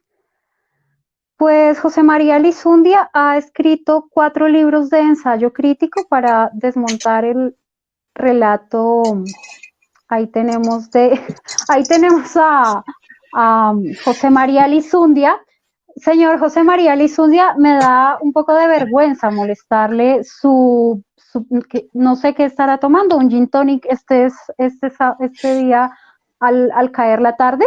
Y yo le voy a sacar del momento de ocio para que hablemos de ese discurso del Frente Polisario, de ese relato que se ha construido en España. Relato que, por cierto, tú te encargas de construir en tus ensayos críticos, los tengo acá a mano. El primero ha sido el Sahara como metarrelato, después vino el Sahara en perspectiva de revisión, luego vino el Sahara cambio de paradigma, tenemos el Sahara el declive del totalitarismo, que además me honraste pidiéndome prologarlo, y este último, que de alguna manera soy parte, porque si bien no lo escribí, pues cuenta la travesía por el desierto en el que estuvimos tú, Yamal Meshbal y yo. Pues quiero escucharte, cuéntanos acerca del contenido de estos 4 libros y de esa deconstrucción del relato del Frente Polisario. Bueno, yo más que hablar de esos 4 libros, es que tengo en mente un quinto, y es a raíz de las cosas que voy escuchando, bueno, escuchando, más bien leyendo, ¿no? De la gente, los españoles, siguen aferrados a una idea absolutamente falsa, como es que España sigue siendo potencia administradora. Insisten en ese argumento falaz, mendaz, radicalmente falso, porque de esa forma ellos se sentirían con un deber de retribución al que toda la sociedad le tendría que apoyar. Ellos cobrarían un realce, un protagonismo altruista, generoso, solidario, todo lo que es falso, y son incapaces de asimilarse a la realidad mundial, ¿no? Yo lo que he descubierto cuando creía que ya el tema del Sáhara para mí ya estaba totalmente finiquitado, he descubierto una cuestión que no me había dado cuenta. O sea, no, sí me había dado cuenta, porque, claro, porque es muy evidente, pero no con la profundidad que tiene, ¿no? Porque eso escribí el último martes en mi columna El Día, un artículo sobre ello, ¿no? Creo que lo titula El Sáhara, el pecado original español. Y en él daba cuenta, bueno, en él, sí, bueno, en él no, pero en otros, en mi blog sí, pero vamos, en ese artículo lo que daba cuenta es de que es falso que España sea una potencia administradora, que nunca, bueno, que lo fue hasta el noviembre de 1975, que el 10 de mayo de 1975 la Asamblea de Naciones Unidas dejó bien claro que los acuerdos de Madrid los convalidó, no los denunció, y quedó solo subsistente el derecho de autodeterminación del Sáhara. No, dejaba de ser potencia administradora, y los acuerdos de Madrid, que aquí se omite, fueron exhortados a celebrarse por Naciones Unidas ante el riesgo cierto, inminente, de que había una guerra servida, y no una guerra cualquiera, una guerra entre España y Marruecos. Entonces, Naciones Unidas lo que hizo es a las partes implicadas exhortarles a que llegaran a un acuerdo, y esos acuerdos fueron los de Madrid. No depende, como se hace creer y se dice, de España, sino que fue la forma de someterse a una solución de Naciones Unidas que tenían a mano, porque no tenían otra. Quisieron decir nos vamos y que entre cascos azules, no les dejó Naciones Unidas que hicieran eso.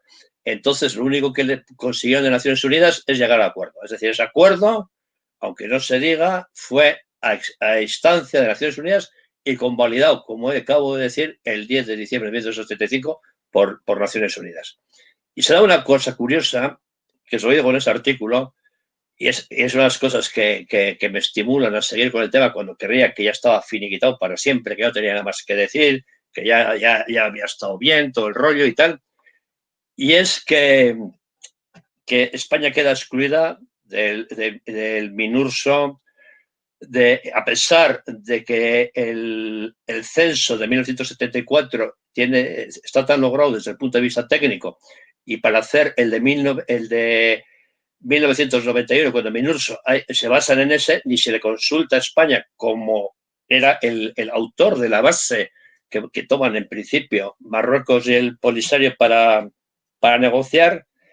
Entonces, luego el plan Baker 1, el plan Baker 2, el plan de arreglo, España literalmente no existe. Es decir, la comunidad internacional no considera que España tenga algún vínculo con el Sáhara, y no lo considera porque son ya 4 décadas más de actuaciones, de decisiones que toman Naciones Unidas, en la que siempre estará Mauritania, está Argelia, está Polisario, está Marruecos, pero jamás está España. A España nadie le requiere. España está fuera. Sin embargo, y eso es la singularidad extrema, y eso es lo que he descubierto, España, en cambio, los españoles progresistas, de los nacionalismos periféricos, separatistas, que son los que animan a la gente de los campamentos de Tinduf a sufrir, a permanecer allí aguerridos, sufrientes, a pasar frío, sed, hambre, carencias, desgracias, son los únicos que consideran a España potencia administradora, autora de los vínculos de los acuerdos de Madrid, como algo, una traición, una deserción, porque utilizan términos militares y tal, pero son los únicos. Es decir, por un lado, el mundo no toma en cuenta a España en relación al Sáhara, no pinta nada, no es de recibo, no es consultada, no tiene nada que decir, no es instancia observadora, no es instancia mediadora, no es instancia de nada, asesora, no es nada. Sin embargo, los españoles, que eso es lo que me hace amar aún más a mi país, se creen que son ellos los que pueden determinar y determinan qué es potencia administradora y el valor que tienen unos acuerdos internacionales convalidados por la ONU desde el momento que no los denuncia y pasan y se vota sobre ellos. Es decir, esa paradoja, ese afán español hasta en eso, hasta en ser más papista que el Papa, que es muy español, que es muy inquisitorial, que es lo propio de una España negra, como es los que apoyan la guerra, los que arengan el enfrentamiento, son los expertos en derecho internacional, dicen lo que no dice la ONU, basándose en la ONU. O sea, el despropósito es enorme. Eso por un lado. Y por otro lado, que he leído a un gran especialista en el Sáhara, como es a Ignacio Cembreros, corresponsal durante 2 o 3 décadas en Rabat del periódico El País, decir que España es potencia administradora se basa en la doctrina internacional y cita en negrita una dirección. Entonces, sabes que él sabe que España no es potencia administradora. O sea, él lo sabe, pero vas a la dirección que ha puesto y resulta que la doctrina internacional, la doctrina es la jurisprudencia internacional, puede ser mayoritaria o minoritaria, como me decía una amiga mía, profesora de Derecho, y lo que él llama doctrina internacional es la carta, así se llama, de un asesor jurídico a no sé quién de la ONU. Es decir, una carta no es doctrina jurisprudencial, es una carta no vinculante, es una carta que puede servir de punto de reflexión o no. Y entonces eso dice un tipo que sabe de sobra que no es potencia administradora. Luego, Javier Fernández Abajo, el director de Atalayer, dice, dando cuenta de los últimos enfrentamientos, que según la legalidad, España tiene cierta responsabilidad. Es decir, él considera que tiene cierta responsabilidad moral, histórica, pero legalmente no hay cierta responsabilidad. O tienes responsabilidad o no tienes responsabilidad. No hay cierta. Hay cierta responsabilidad histórica, moral, pero él dice legalidad. Punto. José María, aguardo ansiosa ese libro tuyo que va a levantar mucha ampolla en nuestros grandes expertos españoles, analistas, como bien dices, de décadas sobre este contencioso. Yo también leí y he visto algún debate en el que participó el periodista Ignacio Cembrero, que recién mencionabas, y sí, pues también me pareció que había algunas cuestiones imprecisas. Voy a dejarlo ahí. Una última pregunta. Aclárame qué es lo que tú estás tomando. Estoy ¿Estás tomando gin tonic? Un segundo gin tonic. Pero es gin tonic, pero 2 unidades. Bueno, qué suerte y qué envidia. Pues te invito a que veamos a tus escritores de la colección Ensayos Saharianos que han publicado libros sobre el Sahara, pero antes vamos a ver un video para mostrarle a nuestro público latinoamericano el Sahara actual, el Sahara que recorrimos tú y yo en compañía del señor Jamal Meshbal, porque el Sahara ha cambiado y ha tenido una gran transformación en estas décadas, particularmente en estas 2 últimas décadas, y también es bueno ver cuál es la actualidad y la realidad del territorio para que por lo menos las audiencias puedan comprender de qué se habla cuando se habla del Sahara Occidental. Veamos el video y luego vamos con Gabriel Restrepo para que nos presente su libro. 45 سنة كانت كافية لجعل الصحراء المغربية تنعم بكل مظاهر التنمية الشاملة. الأقاليم الجنوبية انصهرت بكل انسجام في المشهد الوطني، بل أضحت هذه الأقاليم منافسا قويا في المجال الاقتصادي بفضل المشاريع المهيكلة كالطريق السريع تزنيت الداخلة والقطب التكنولوجي والمستشفى الجامعي وكلية الطب والصيدلة بالعيون.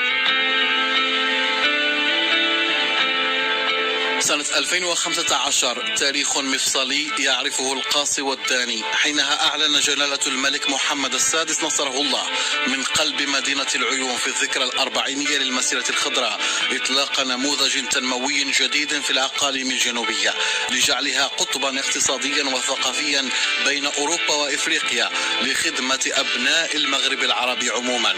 بعد 5 سنوات إقلاع جديد فعلي للاستثمار في الصحراء المغربية بفضل المشاريع الواعدة التي تعرفها هذه الأقاليم، استثمارات ضخمة تتعزز بفتح قنصليات للدول الصديقة والشقيقة في العيون والداخلة. المدينتان ستشكلان رافعة كبرى لتعزيز الدينامية الاقتصادية التي تعرفها بلادنا. لغة الأرقام لا تكذب ولا تكون حبرا على ورق، فقد خصصت الدولة المغربية أزيد من 77 مليار درهم لتنمية الأقاليم الجنوبية في إطار هذا النموذج التنموي من خلال 270 مشروعا، مشاريع تحققت وأخرى تسير بوتيرة سريعة خدمة لسكان الأقاليم الجنوبية، غيرت معالم المنطقة بفضل استراتيجيات وخيارات منسجمة ومدروسة تحت القيادة المتنورة لصاحب الجلالة الملك محمد السادس نصره الله. مشاريع كبرى للطاقات الشمسية والريحية وبنيات تحتية لا تهدف إلى تنمية المنطقة وحدها، بل تتعدى التنمية لتشمل الدول الإفريقية الشقيقة.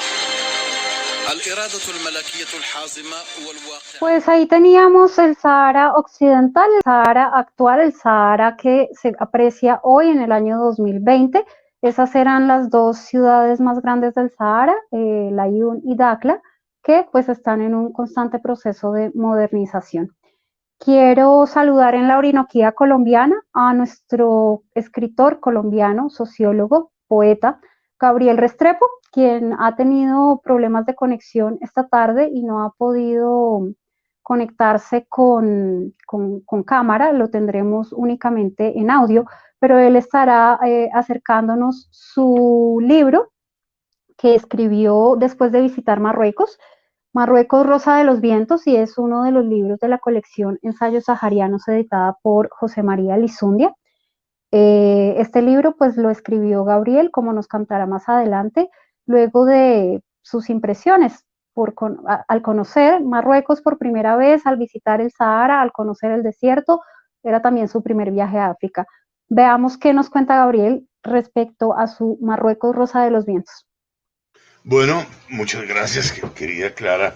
Ante todo, el libro es producto de un viaje maravilloso, pues la primera vez que iba a África, ya había estado pues en muchas otras partes del mundo, pero a Marruecos y a África era la primera vez y por supuesto contemplar el desierto es algo fascinante. Pero diría para comenzar que fue, querida Clara, un enorme placer haber viajado contigo. Imagínate tú, tantos años que pudimos cruzarnos en la Universidad Nacional, donde tú estudiaste ciencias políticas y yo sociología, y venirnos a encontrar en Marruecos por tu invitación tan gentil, hecha en principio porque me fuiste aproximando a través del interés de los marroquíes por la poesía mística en Hispanoamérica y más particularmente en Colombia. Entonces, pues ahí comenzamos a tener un diálogo contigo, fascinante. Tú eres no una periodista como muchos dirían, sino una cientista política, aunque muchas malquirientes te critican porque no eres periodista, pero por fortuna tienes una visión comparativa como te da la ciencia política para poder sacar toda la ventaja. Y eso es lo que yo aprecio más en esta aventura contigo y mediada por José María Lizundia en la colección de ensayos saharianos. Lo que más aprecio es esa posibilidad de comparar dos sociedades que tienen mucho en común y también mucho de diferente. La comparación es maravillosa allí cuando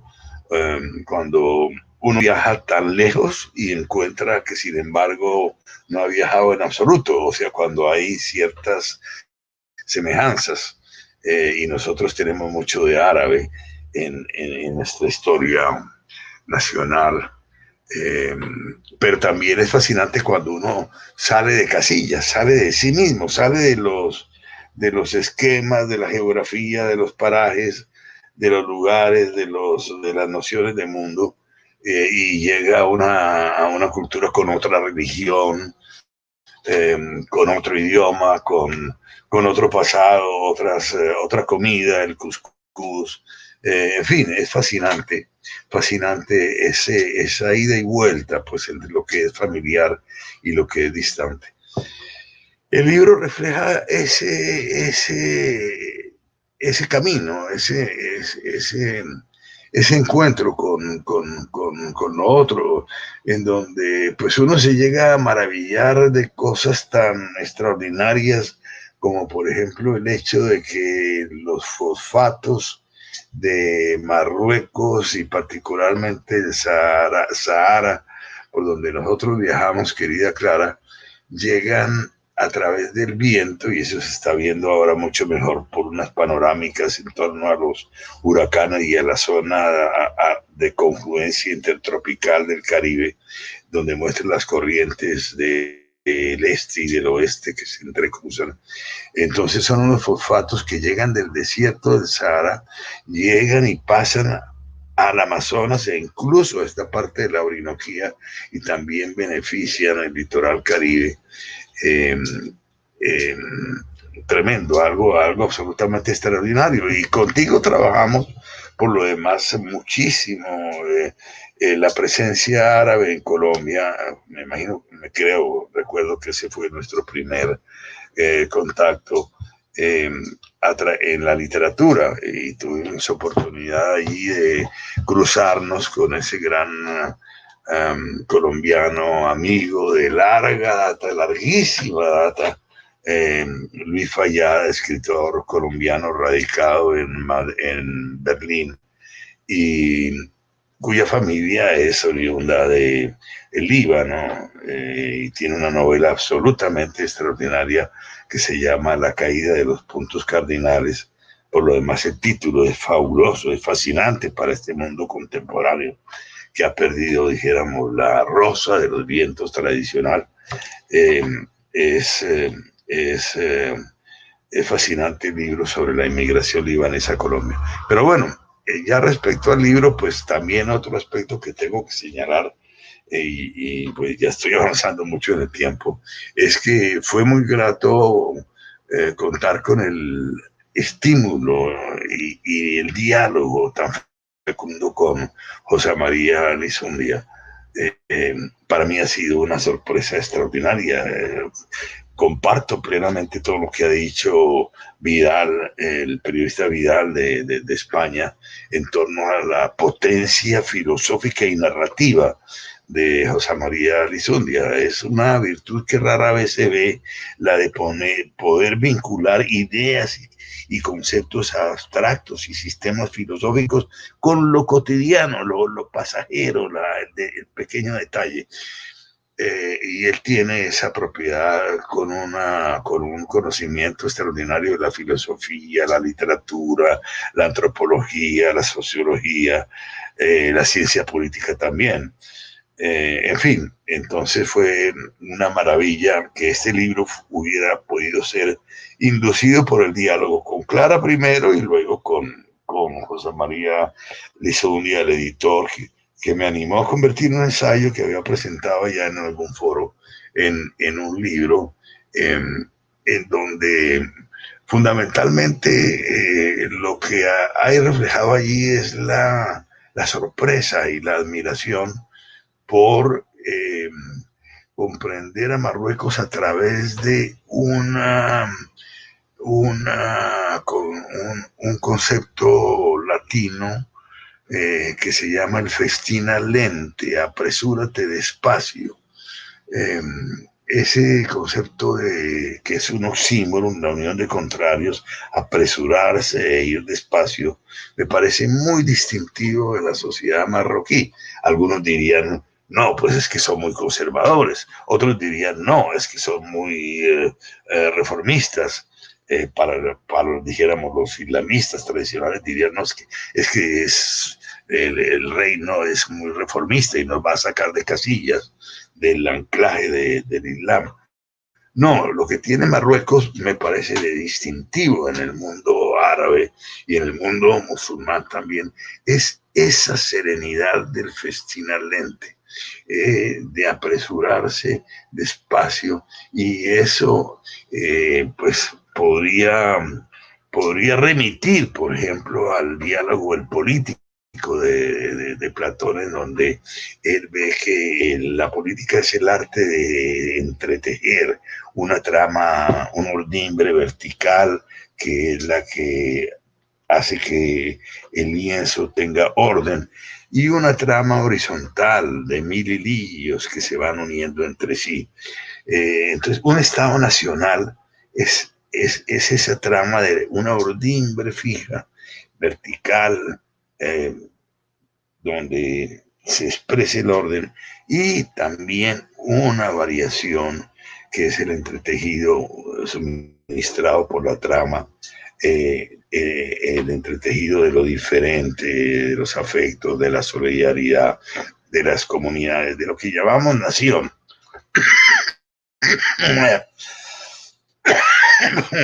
Una nación multiétnica, multilingüística, multicultural, que a mi modo de ver, a mí me fascinó también por esta vinculación con el andaluz, con la Alhambra, con Granada, con Córdoba, porque dijéramos hubo mucho vaivén entre Marruecos, por supuesto era la puerta de entrada de toda la dominación árabe del año 700 y pico, y también la puerta de salida. ¿Qué te digo, querida Clara, si ya me gasté casi los 10 minutos hablando apenas de los preludios de este libro, que todavía lo tengo, dijéramos, como si estuviera en estado de nacimiento en mi cabeza, como si estuviera germinándose allí.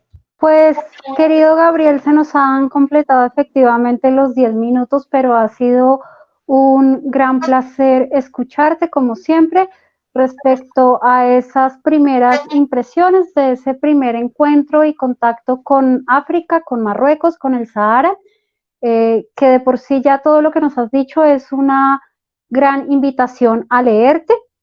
Te agradezco mucho el esfuerzo que has hecho para estar con nosotros hoy, y a pesar de todas estas dificultades técnicas que hemos tenido y de tu problema de internet, pues te hemos podido escuchar con mucho interés y con mucha atención.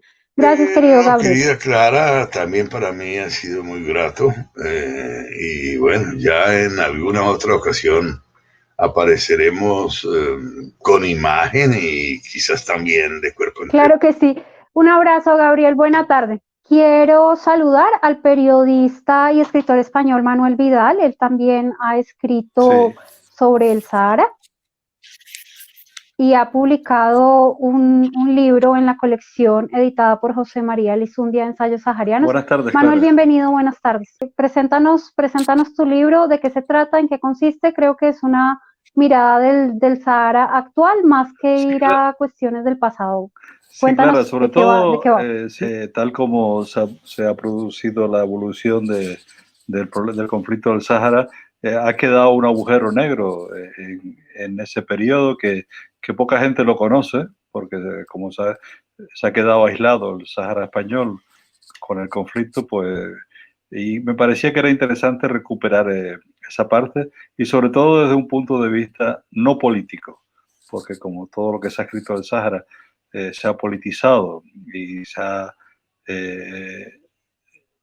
ha tirado para un lado o para otro según los intereses o las opiniones, me parecía que había que abordarlo desde un punto de vista no político y también pues reflejando, para que quizás pueda servir para un futuro, reflejando cómo está la sociedad en estos años, y así que sirva pues a modo de crónica, que es como se titula el libro, Crónicas del Sáhara, pues establecer una serie de imágenes, quizás algunas pintorescas, pero del Sáhara, que a mí más me llamó la atención y que yo por mis trabajos lo visitaba, y me quedaba pena de que ningún compañero periodista ni escritor recogiera lo que yo estaba viendo, porque me parecía interesante que se iba a perder.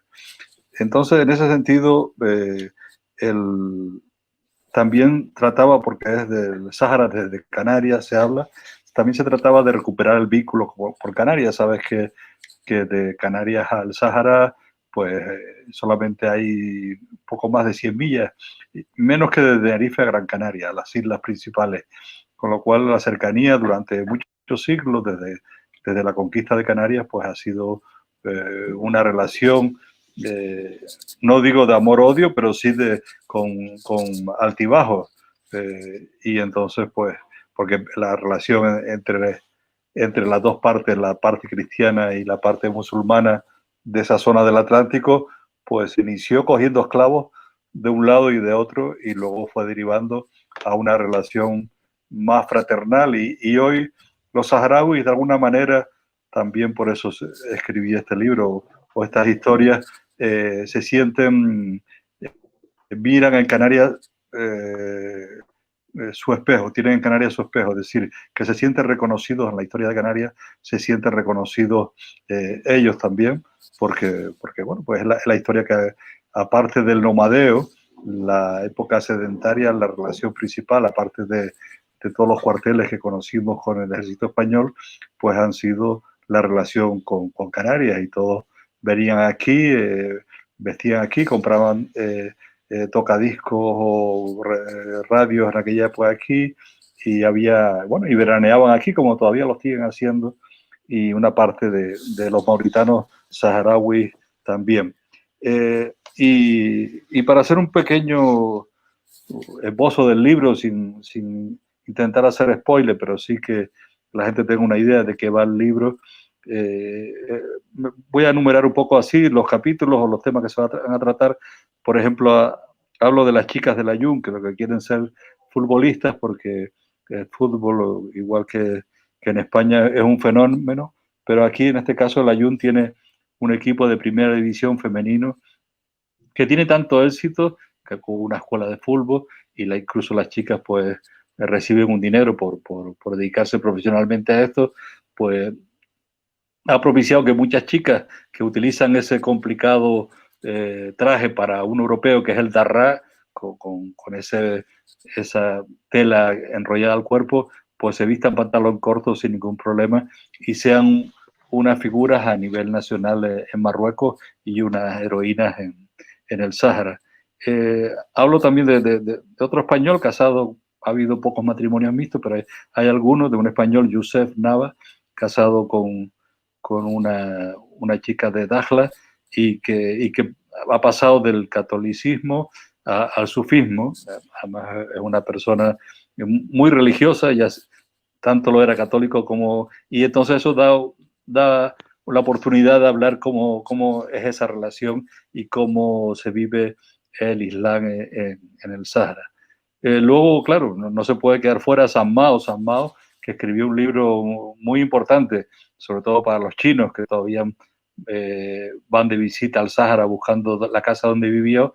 Pues ella también vivió una época antes de la salida de España de la colonia y es una historia interesante que habla de cuando ella tuvo la casa más bonita del desierto. Luego el tema de la pesca, por supuesto, fue importantísimo, y ahí hay otro personaje vivo aún, que es Iguchi-san, un japonés que llegó en los años 60 aquí y descubrió lo que es hoy la capital del pulpo del mundo, que es Dakhla, la antigua Villa Cisneros, y él descubrió cómo, bueno, utilizando los mismos sistemas que se utilizaban en su país, cómo explotar el pulpo en la región más rica del mundo en cefalópodos, que es el Sáhara. Hablo también de los pescadores de orilla, ¿sí? Aquellos pescadores que convivieron con los canarios, que eran los pescadores de los modos de marea, y también una historia interesante para hablar cómo se relacionaron canarios y moros en el sentido, no en el sentido peyorativo, por supuesto. La fiebre de oro, habíamos hablado de las riquezas del Sáhara, del fosfato que habló Restrepo, hasta la posible petróleo, pero ahora sí hay oro en la frontera que hay con Mauritania y la zona de Río de Oro, que por eso quizás le beca el nombre.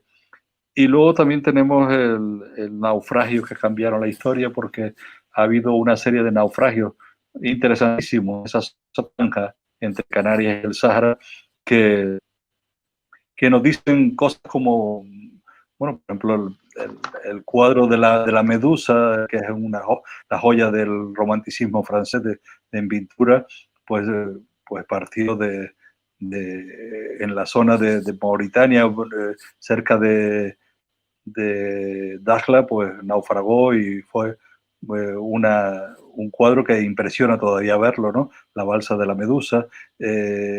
Más tarde se produjo también otro naufragio de un barco americano, la Commerce, cuyo capitán escribió un libro de su visión como esclavo, porque aunque mucha gente ahora dice que el Sáhara o la zona del Sahel es peligrosa, pero ten en cuenta que antes, si tú ponías un pie en una playa del Sáhara, posiblemente acabas de esclavo, y hoy no, hoy es uno de los sitios más seguros que pueda haber en el Magreb. Y ahí esa historia sirvió para que Abraham Lincoln decidiera y se propusiera, porque su libro de cabecera, el que quería ser capitán, acabar con la esclavitud. Y luego pues hay el niño avestruz, que eso fue una historia real de un niño pequeño que se perdió y fue criado con avestruces, y es una historia también interesante. Y también habla de la ciudad de Layún ayer y hoy, igual que la de Dakhla, cómo se ha producido esa evolución, sobre todo demográfica, bestial, que las ha convertido en unas grandes ciudades y uno de los núcleos más interesantes de la zona. Ten en cuenta que siempre el Sáhara español, en relación a las ciudades de su entorno, siempre tenía un estatus económico muy alto, y eso incluso levantó las envidias las envidias de los vecinos saharauis que veían como España pues tenía una sociedad próspera, porque tenía un sistema paternalista español que le costaba muy poco dinero pues mantener a unos cuantos miles de saharauis. Y luego la reconquista del español, que es una batalla reciente que la está usando mucho, que el español como lengua vehicular, que se sienten muy atraídos todavía los nativos saharauis por recuperarla. Y hablando de los nativos, pues los nativos nostálgicos, hay más franquistas en el Sáhara, franquistas de Franco, que en España, porque hayan vivido toda esa época y entonces la recuperan como la mejor de su vida. Yo no sé, me he pasado del tiempo quizás, claro. Manuel, muchas gracias por acercarnos pues tus crónicas del Sahara de un Sahara actual que ha cambiado muchísimo en estos años, porque muchas veces se cree que no ha pasado nada en ese territorio a raíz del conflicto, y cualquiera que ha pisado el Sahara, tú has estado muchas veces ahí, yo he estado algunas veces ahí, pues nos damos cuenta que son ciudades en movimiento que no tienen nada que ver con lo que fue hace muchas décadas, que son ciudades urbanizadas, con acceso a bienes, a servicios y pues en constante crecimiento. Seguro que tus crónicas aportan una gran mirada sobre esa actualidad del Sahara. Ha sido un gran placer tenerte con nosotros esta tarde. Muchas gracias. Igualmente, muchas gracias, Clara. Que sigas bien. Muchas gracias, Manuel. Un abrazo, que estés bien. Quiero ir con Jamal Meshbal, o volver con Jamal Meshbal, para que nos presente su libro. Él ha estado escribiendo durante varios años en relación con el tema del Sahara y es uno de los autores de la colección Ensayos Saharianos. De hecho, es el autor que ha motivado a José María a hacer esta colección. Es el primer autor de la colección. Jamal, bienvenido de nuevo y quiero que nos presentes en los próximos 10 minutos tu libro para que nuestro público latinoamericano pueda conocer de qué se trata esta aproximación al tema del Sahara.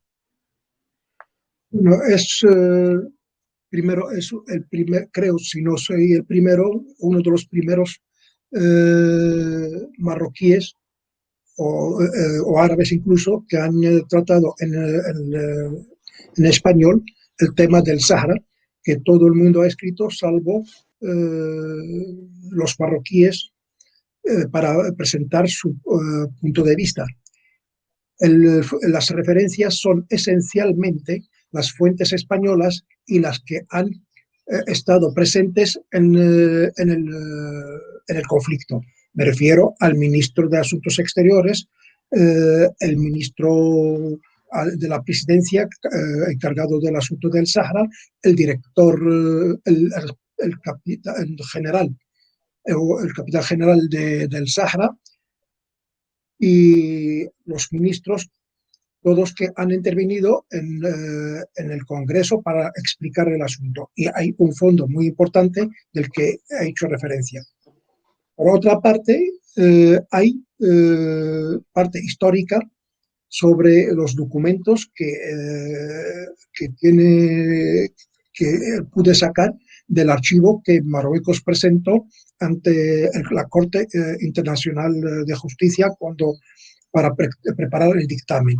Otros son sencillamente las resoluciones de las Naciones Unidas, los informes del secretario general, y realmente porque me molesta mucho la falta de rigor y de seriedad, incluso tomar partido a ciegas en favor del Polisario y presentar el tema del Sahara, donde hay el pueblo y el que más perjudicado es nuestra población saharaui en Tinduf, pero todo eso se presenta como si fuese un Far West, una película de niños entre buenos y malos. Y hay partes que son experiencias que tuve, por ejemplo, en una conferencia que me invitaron a participar en una universidad, la de Cádiz. El Departamento del Derecho Internacional presentaba unos cursos de verano sobre el Sahara, preparé el trabajo y al final me encontré que había 7 participantes, todos no eran marroquíes, había 2 representantes del pueblo del Polisario, uno el de Sevilla, y de Cádiz, y otro el de Andalucía, mientras otros eran militantes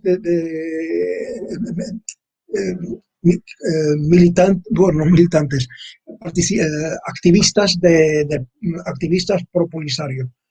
A mí en todos tenían unos 5 horas y a mí se me dio 10 minutos. De ahí mi intervención decidí publicarla y más tarde sacarla en el libro. El libro esencialmente son capítulos. El de Cádiz fue las fronteras,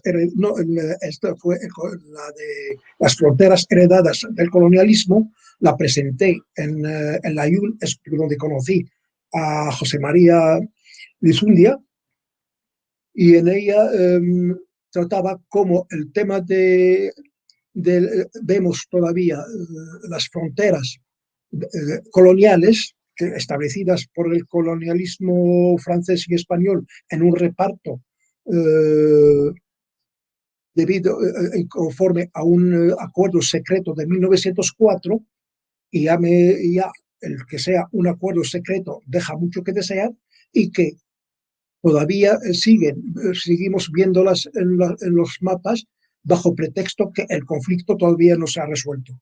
Pero el hecho de mantenerla es que estamos reconociendo un hecho anormal que carece de legalidad. Es tan ilegal o mucho más que el hecho que Marruecos ya lleva 50 años que ha recuperado su territorio. Y de ahí también habló del tema de las fronteras que entre Argelia y Marruecos, que en la época con Francia, un acuerdo que se llama la Magnía, en el que se ha ido fijando las fronteras, y cuando se llegó al punto del Sáhara, dijeron que más al sur es el Sáhara, y Sáhara en árabe es desierto, y el desierto no hace falta fijar fronteras. Quiere decir que el principio en el Magreb, en los desiertos no hay fronteras, y de hecho los beduinos del Sáhara, desde Libia o Egipto hasta Marruecos, el Sáhara Occidental, que Marruecos, cuando se llama Sáhara Occidental, es contraposición del Sáhara marroquí oriental, que muchos marroquíes se enfadan que insisten en que el Sáhara marroquí es el Sáhara Occidental marroquí. Ahí, de hecho, el primer libro que escribió Ali Yata se llama, es el presidente, es el jefe del que fue Partido Comunista Marroquí, tenía como título el Sáhara Occidental Marroquí. El otro tema también, el que presenté como conferencia en Cádiz, era sobre quién es la parte esencial en el conflicto del Sáhara. Y ahí explicaba que desde antes de la aparición del Polisario, desde que hubo siempre, era Argelia la que era la parte real. Incluso llegó a Bouteflika a viajar hasta Hudson, en Texas, para entrevistarse con Becker, para proponerle, en nombre del Polisario de Argelia, el reparto del territorio del Sáhara como solución. Mientras tanto, hoy todavía vuelve el Ghali a insistir en el referéndum, que ha sido completamente olvidado y completamente archivado desde el 2000, porque no se pudo llegar a saber quién es el saharaui con derecho a voto, porque el Polisario insistía en que en un referéndum que sea selectivo y excluyente de la inmensa mayoría de los saharauíes. También he escrito sobre la parte, ha designado que Argelia en realidad es la que pretende buscar una salida al mar y al mismo tiempo al Océano Atlántico, porque España, Marruecos y Francia son los únicos países que tienen dos fachadas, una fachada sobre el Mediterráneo y el otro sobre el Atlántico. Y para Argelia sería interesante tener salir al Océano Atlántico, pero no es de esta manera, sino sería mucho más factible y con mejores resultados dentro de una unidad del Magreb. Pero la época de Boumediene se inspiraba en la política de Bismarck, donde la supremacía de Alemania es reduciendo el poder de Francia. Por otra parte, también en el libro contesto, hay un artículo, bueno, un trabajo sobre el silogismo negativo del Polisario, que en realidad es una réplica a un artículo que escribió que en paz descanse Buhari, que fue representante del Polisario en New York, y también otro también se trata sobre las cuestiones previas en la controversia saharaui. Este capítulo se refiere a que las Naciones Unidas en el derecho siempre hay lo que se llama cuestiones previas o cuestiones preliminares. Antes de entrar a tratar una cuestión, hay que hacer un trabajo preliminar y entre estas, en este tema, primero, si el tema del pueblo, si hay algún factor diferencial entre el pueblo del Sahara, y digo el pueblo del Sahara y no el pueblo saharaui, como se utiliza el Polisario y sus amigos, porque las Naciones Unidas utiliza la población saharaui o el pueblo del Sahara. Pues si el pueblo del Sahara tiene factores diferenciales, porque también la continuidad territorial y muchos elementos que antes de entrar a buscar el tema de crear un Estado, si ese Estado es factible o no. Porque es posible con 80.000 que pretende el Polisario crear un Estado sobre un territorio igual o superior que Gran Bretaña. ¿Cómo puede un territorio como este, en un gran desierto y en una zona tan peligrosa, donde hay terrorismo, donde hay inestabilidad, con 80.000 se puede gobernar, de ellas sacar un ejército, sacar la policía, sacar funcionarios, y si no, ¿cómo sería? Sería rellenando ese déficit mediante otras personas. ¿Qué sería? Serían los argelinos. Y por ahí... Yamal, muchas gracias. Ha sido pues un placer tenerte con nosotros esta tarde. Gracias por aproximar los elementos centrales de tu libro.